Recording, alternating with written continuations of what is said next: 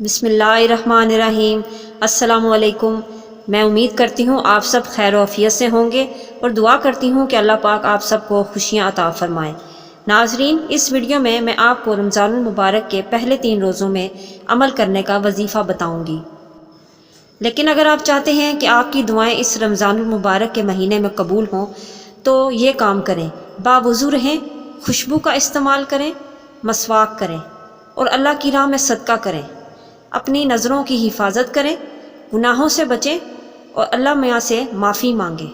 اب چلتے ہیں اپنے وظیفے کی طرف، لیکن اس سے پہلے اگر آپ میرے چینل پر نیو ہیں تو میرے چینل کو سبسکرائب کریں اور بیل آئیکن کو بھی پریس کر دیں۔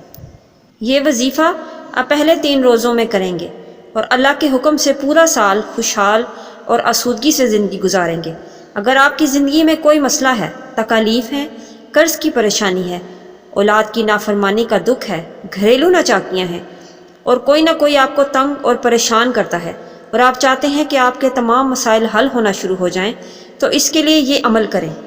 کرنا یہ ہے کہ پہلے 3 روزے کو روزہ رکھنے کے بعد جو پہلا روزہ ہے اس دن آپ نے یہ عمل شروع کرنا ہے۔ عشاء کی نماز پڑھ کے اس کے بعد آپ یہ عمل شروع کریں۔ سورہ یوسف جو 12ویں سپارے کی سورت ہے، یہ آپ نے مکمل عشاء کی نماز کے بعد پہلے 3 دن ایک دفعہ پڑھنی ہے، صرف ایک دفعہ۔ اس کو پڑھنے سے آپ کی تمام مشکلات حل ہو جائیں گی۔ اس کو پڑھنے میں صرف 10 منٹ لگتے ہیں، لیکن اس کے بے انتہا فوائد ہیں۔